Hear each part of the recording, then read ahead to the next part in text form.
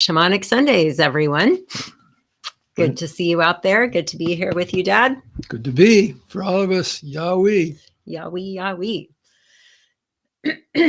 So we do Shamanic Sundays to help share some of the wisdom teachings that you have been given and grown on your own. And one of the principles that is most important to this wisdom is the concept of sacred reciprocity, a mutual giving and sharing before taking. So we're going to start off with a little prayer of gratitude. Gratitude, thanksgiving. Thank you, Great Spirit, creating wisdom power of the universe, who gives us this breath of life and gives us the gift of this human incarnation, and gratitude to the angels of protection who brought us this far, and may joining our hearts, minds, and spirits together here today through this format strengthen the protection for our lives, our families, and our Mother Earth, and for life. Thank you for our ancestors and ancestors of the land we live on. We remember you here. We honor you here, and gratitude for our families and communities and the opportunity and responsibility given to us with this gift of life to wake up, wise up, live now, and create the kind of peaceful and just, healthy and harmonious world we're capable of creating. A win-win world for all. May it be so. So let's just start with a friend of mine recently kind of chidingly said, everything your dad says kind of wraps up with polishing up our stardust and living love now.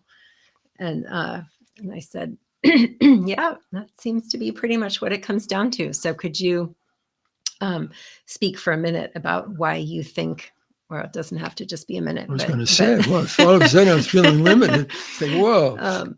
But share about how you've come to sort of these beliefs that really it all comes down to shining up our stardust and living love now. And I think there's some tie-in with Grandma Ruth to this too. Well, why don't you speak about that part, since that's coming through you? Some of her last words to you. So her last words to me were my mother's last words to me. She came out of a semi-coma state on what was to be her deathbed, and she said, "Love is the glue that holds us together. Love is the glue that holds us together." And I find it interesting that quantum physicists, astrophysicists speak about the force that holds the quarks together in the nucleus of the atom. They refer to it as gluon. Interesting phraseology with what my mother said. Love is the glue that holds us together. So I think that's true. It's the strong force brings things together there. Dark energy, dark matter brings things together, gravity.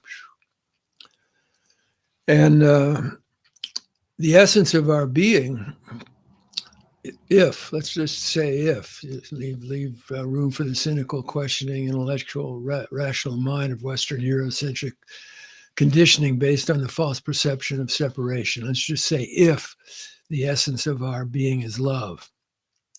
I believe it is. My experience is, and I'm not the Lone Ranger, that the wisdom mystics throughout time and tradition around the world speak to the deepest essence, energy of who and what we are is not ego or our bodies or identity with ego and its stories, but part of an infinite energy, whatever you want to call it, the Tao or the Godhead or God or the Goddess or the mystery or whatever you want to call it, the underlying wisdom power that creates and sustains a universe.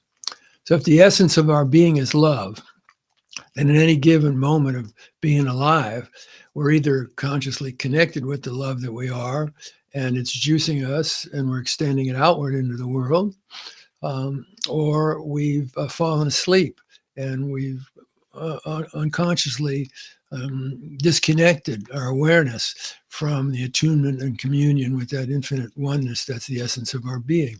And then in that experience of separation that we believe is true, there's anxiety and fear, and that's ultimately what leads to violence and being hurtful to the other. Why? Because it's the other. It doesn't have anything to do with me. That the pathology of that false perception of separation. So what are we here for? I was thinking about this in my meditation this morning, of looking at the question of within the framework of life is on Mother Earth is and it's an experiment, you might say, an exploration of what's possible when you, through evolutionary processes, bring the primate monkey mind with growing it into a consciousness of prefrontal cortex consciousness, and an identity of ego that predicates itself on that perception of separation. So when you have that going, when evolution has brought that forth into the monkey mind, the monkey animal being, which we all, our spirits are living in, then we're placed with a gift, an opportunity, and a responsibility to recognize how we're in a co-creative process with the creative power of the universe. And it gives us opportunity to consciously choose, as compared to instinct, what we want to put our attention into. Do we want to put our attention into ego identity and its stories, or do we want to create a skillful relationship with ego, recognizing it's not who we are, and don't give it the power to run the show. Instead, give the power of attention to opening our conscious attunement and communion with the truth of who we are, infinite, unconditional light and love, the essence of our being. So wake up to the truth of who and what we are, wise up to recognize the true identity of what we are, and then live the love that we are. And when we do that, a critical mass of us is doing that on a more consistent basis, holds that as intention, and chooses to put our attention into growing our ability to wake up, unplug for the unconsciously conditioned negative paradigms of beliefs in separation and materialism and consumerism and accumulation of things and power over others as the goals in life. We let go of all of that and open our through attunement to spirit, to the wisdom guidance of how to be in harmony and balance with all of creation and life, instead of hurting it and killing it, nurturing it to its fullest blossoming and greatest good. And what does that take to manifest here on Mother Earth in this experiment, this exploration? It takes waking up, wising up to the truth of our being, and then living from the truth of our being. Live love now. That's what it all comes down to. And at any given moment of being alive, I'm either doing that or I'm not doing it. And it's all up to me. Oh, it's all up to you and me. Yahweh. Oh. All right. Thank you. Hey. Well, since it's up to us, my question is an interesting one, because you were talking about humility this past week. And I think that's an interesting dynamic. And I know, I was going to say in the West, but I'll just say for myself, the dance between humility and being humble and stepping into your power, feeling confident, going for it, speaking up, using your voice, using your power. I think in the West, well, again, just sticking for myself, I know that's a challenging dance sometimes. So could you speak to us about humility and what that word and that brings up for you, and how it ties in with shamanic principles and how it is relevant to us in today's world? Okay, it sounds like a triple header. Yep. See if I can remember all of Bam. that. Well, I believe, and maybe some of your listeners can correct me if I'm wrong, but the word humble comes from the word humus, which goes back to, I'm not sure which early language, but means and relates to the earth, of Mother Earth. So remember the part of us that's connected with the earth in a respectful way, in a way that recognizes without her gifts, we wouldn't be able to live.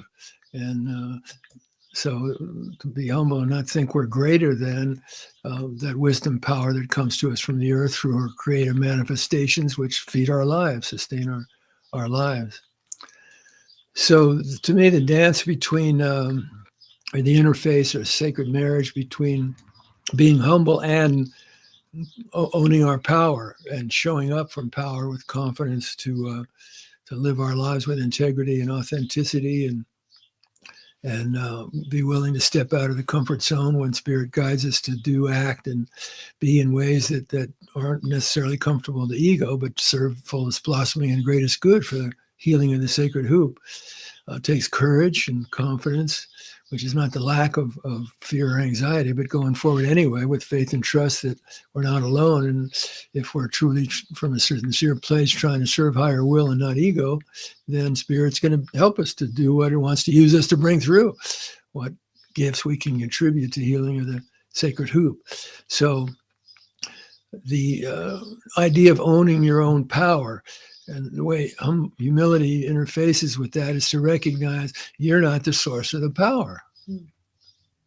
You're not the source of the power. It's not your power. You don't own it. It's like if you unplug the wire from the wall, the light in the lamp goes out. You didn't create that light.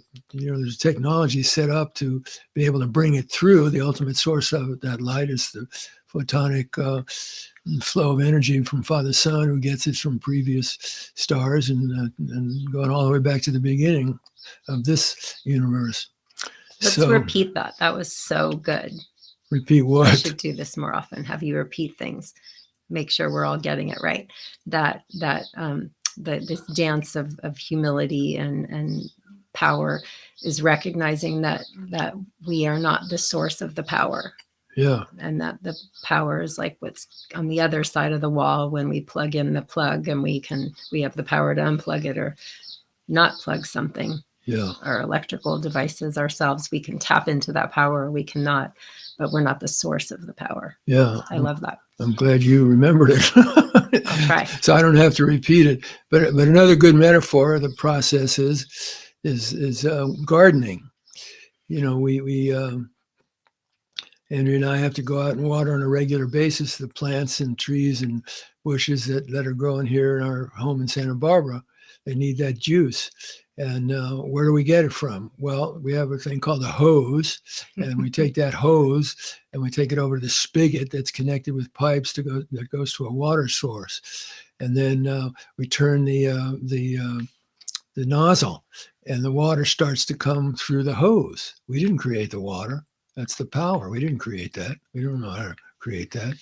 That's coming to us from the creative power of the universe.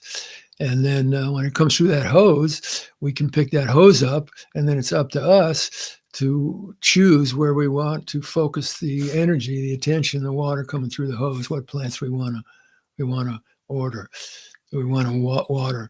So wouldn't it be ridiculous and absurd and totally fallacious to believe, to let ego come in and think it's the water and say, "Oh, look at me, aren't I wonderful? Look what I'm doing. Look what I can do." It's totally based on a false belief of narcissistic misperception and arrogance and misunderstanding of what's taking place. We're simply a link in a chain, or link in a hose, you might say, in this metaphor, of hooking the hose up, that we can choose to do or not do, to the nozzle, and then turn to the faucet, and then turning the nozzle on, and then the power comes through. But to think and claim that it's our power, no, we're given the power to choose consciously how we want to use that power that's given to us with each breath in. Again, we didn't create the breath. That power is coming into us. So humility is not like some phony act of insincerity and something like that. It's just recognizing the truth. Just like wisdom. I don't own wisdom. I don't possess wisdom. Wisdom's available to all of us at any given moment. And if wisdom's manifesting, it's because there's been an application of humility to divest the ego from power, thinking it's running the show, and surrendering into the creative wisdom power of the universe, whatever you want to call it, higher will, the goddess, God, the Tao, cosmic consciousness. And letting its wisdom guidance bring us to an awareness of the acts and attitudes and beliefs and behaviors and the kind of relationships we can create with all our relations that open the doorway to bring through fullest blossoming, greatest good. But that doesn't happen unless we activate the attitude and the behavior of humility based on the truth that whatever's coming through me that's good, the love coming through me, the light, the wisdom, guidance, creativity. I didn't create any of that. I didn't create any of that. I created a relationship to it, or you, we can create a relationship to that which is given free to all of us with every breath that comes in, that to enhance it, polish up our stardust, clean up the behaviors and attitudes and arrogance and beliefs and identities that get in the way of that open attunement to that higher will, wisdom, power of the universe. And then we truly can, through that polishing process, be vehicles for that guidance coming through us to create the kind of world we're capable of creating, instead of a violent one of fear and anxiety and deprivation. I just read this morning, actually, 3 people in the United States own more material wealth than 50% of the lower portion of the income spread. 3 people. Unbelievable. That's a manifestation of arrogance, greed, and not understanding the true way the universe works, which is cooperative, symbiotic, interrelationship, interwoven relationship that recognizes we're all in this together, and how can we work in a cooperative, symbiotic way to bring through fullest blossoming, greatest good of what this experiment of life with consciousness, self-reflective consciousness, has the potential to do. And it's up to you and me, and each day of our lives, the opportunity to do that. So may we all strengthen our ability to polish our stardust, to wake up, wise up, and live love now from understanding of right relationship. And that automatically brings humility, awe, and gratitude to the Creator, wisdom, power, creator of the universe, who gives us all these wonderful gifts. How about that? Oh. How about that? Oh, gosh. I saw a meme this week. I can't remember the exact wording, but it was like this guy with a bunch of feathers and beads on, driving what looked to be a VW van.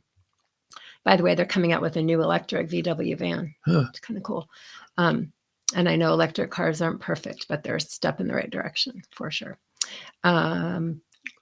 Anyways, this meme was this guy driving, and the caption was something about, your neighborhood value is going down when the new yogi shaman guy is moving into the neighborhood. Here I am. And I thought it was funny just because we joke and talk about, on one hand, how great it is, this, I want to say, kind of new wave of interest in shamanism and work with plant medicine. And there's some concern of a lack of integrity toward the plant spirits, toward the indigenous people who've been have been, and many still are, the holders and carriers of how to be in right relationship with the plant spirits, with traditions, indigenous and shamanic traditions. And I think at the root of some of the concern that some of this is not being used in a way for greater good for the whole web, as you talk about, is because of a lack of humility. And it becomes like, oh, look at my picture of me in ceremony, and look at my picture of me purging, or look at me in my picture of, I've got all the right feathers and gear, and, So could you just talk about that for a second? Curious what that brings up for you. It brings up the what I spoke about a few moments ago, the choice we have of where to place our attention. That comes with self-reflective consciousness.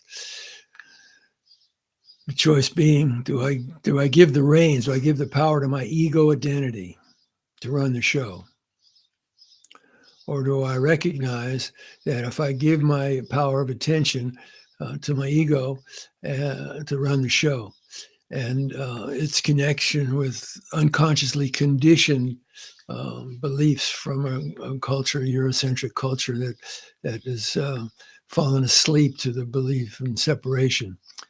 If I choose to give my power, and our culture inculcates us the importance of doing that, individualism, and materialism and power over others and status and more than, and aren't I better, and aren't I greater, and aren't I this, that, and the whole comparison evaluation trip that only leads to suffering. It's based on that perception of separation.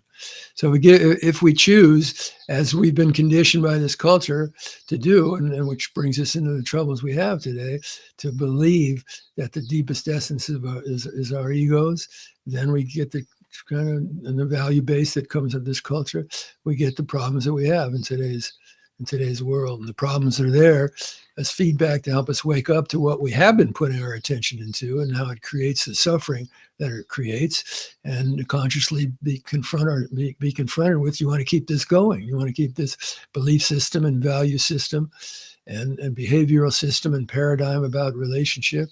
It's based on that individualism and materialism and separation. Or do you want to recognize that's a choice of focused energy that produces pain and suffering in the world?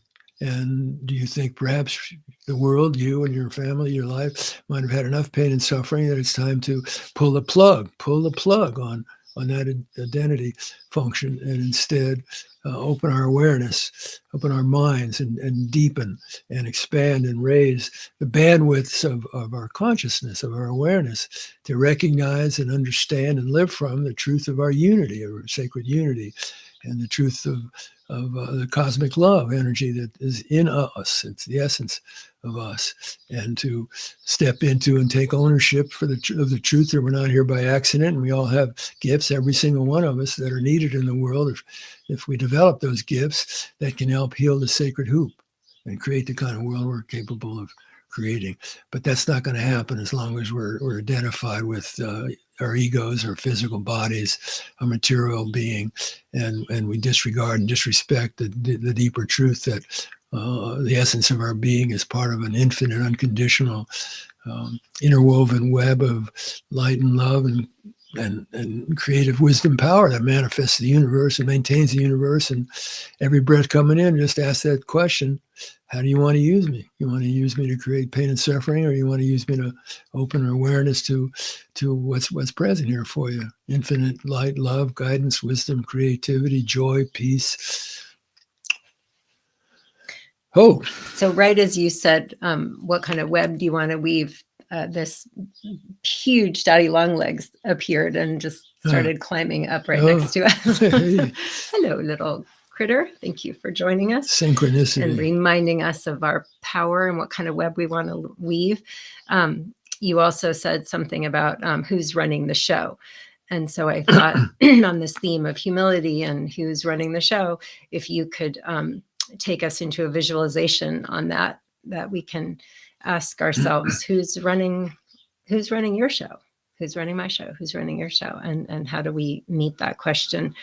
So we invite you to close your eyes, and we're going to do a little visualization on how you can use that question and shamanic principles to grow more richness and goodness in your life and our world. So using the power of the instrument of our mind to create images. And some of us are more visually oriented, and some of us it's more difficult to create images, and we're more kinetic or feeling. So create the feeling or image or both of being breathed. Being breathed. In this moment of being alive, which we all share, no guarantees about the next moment. But it's a fact that right now we're all alive because we're being breathed by the universe. So bringing our awareness to that fact, the experiencing of the cycle, the great cosmic cycle of the life force flowing in, activating all kinds of physical and physiological and cognitive activities inside of us that give us the gift of life as we experience it. And the cleansing breath, releasing breath out, the opportunity to let go of energy our bodies, our lives no longer need. Breathing in the new, Breathing out, releasing the old. And using the power of your imagination as if you were sitting at the beach, watching the ocean, watching from far horizon the waves, the water moving closer and closer to shore, and it comes closer to shore, forms into waves and rises up for their crests and does their dance and comes crashing down and rises up onto the beach.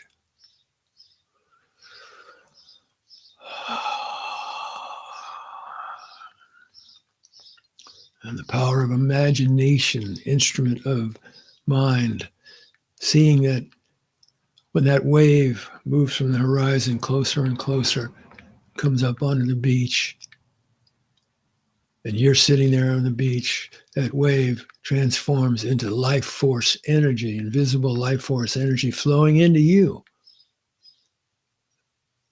giving you life, sustaining your life, nurturing your life, enlivening your life, polishing up your stardust, all the powers within working for health and healing.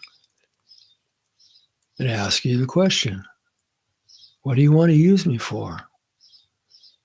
I give you this life. I want you here. I believe in you. I give you gifts.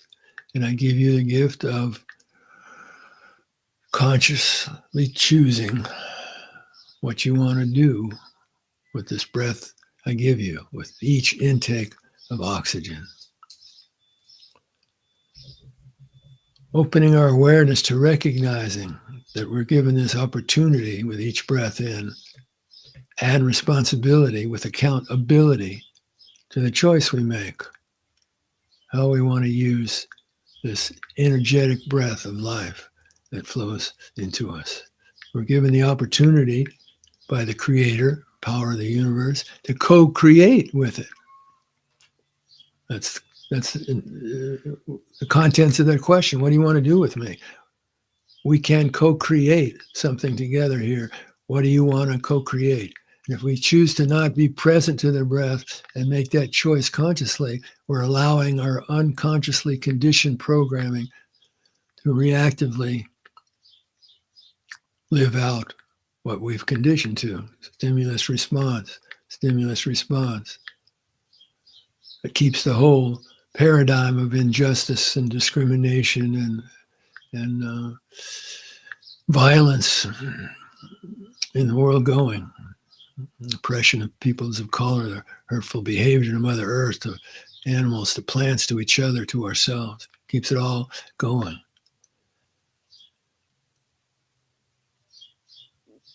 So recognizing by being present right now, the only time we can ever be present, right, sacred now, to that opportunity that comes with the breath in, to choose responsibly, consciously, how we want to co-create with spirit and the life force being given to us to create. What do you want to create? May we all grow stronger in our ability to create responses to that questions that honor the truth of who we are and the opportunity in this life given with each breath to wake up, to wise up, and to live love now. And as we go forward into our lives and recognizing the challenges that can trigger our reactivity, the different stimulus that can trigger our reactivity in the human beingness that we are, in this monkey body and the animal body with a monkey mind and a reptilian brain. How can we be compassionate with ourselves and be present to what we experience and see the role we play in creating that experience when we're suffering? Asking that question, how can I shapeshift this perception that I've made that what's happening is a problem, something bad? How can I use it as a tool to help me wake up, wise up, and live love now? Because bottom line, if we're alive and we're conscious, no matter what's happening in the world and our bodies, we do have the ability to wake up, to wise up, and to live the love that we are this day that we're given. May it be so. Thank you for everybody listening and all you're going to touch in your life, extending the healing light and love, peace that's possible, peace with justice for all humanity, all life, all creation. walking the good red heart path, soul path to completion, fullest blossoming, greatest good, healing the sacred hoop. And thank you for showing up to do your part and share your gifts in the world to help manifest and birth the kind of world we're capable of creating into actual being. Hope. Oh, thank you. Right. Thank you. Thank you. I wanted to add on, you said something about responsive, how you're showing up and what choices you're making, responding ethically and responsibly. And I want to add joyfully to that. I was just at a summit a few days ago talking, the Hollywood Climate Summit, and they were one of the speakers closed the conference, and just this beautiful speaker, and I can't remember her name. I was trying to look it up really quickly, but I couldn't pull it off. I'll put it in the show notes, but she said something about just basically how the pleasure of being of positive impact, and that like we're sensual beings, and the moving toward light and joy, and not feeling like to do good you have to be suffering. We all know that suffering is definitely part of the journey, but also not being afraid of the light. That felt important to add. And I also, because you said twice, you said something about monkey mind, and most of us are familiar with that reference in terms of like meditation or being able to still your mind, or mindfulness, and our tendency for our minds to be jumping from one thing to the other. And, oh, there's a squirrel, there's this, there's that, right? But there's a bunch of new research that I understand that's going to be coming out soon about and some of it using AI to better understand what animals are thinking, and how that's going to just rock our world, like how we eat, how we relate to animals, on so many each other as animals. So I think we have to come up with a new phrase. So if anybody has ideas of that, to replace that phrase monkey mind, let's start thinking about that, because the monkey mind is probably pretty dang good. Pretty what? Dang good. Oh, dang good. Yeah. So my thoughts to add on today. Yeah. So anything else that you want to share? And thank you all again for being here and sharing this time with us. Well, monkey mind, human mind, whether it's good or bad, it's not good or bad. It just is.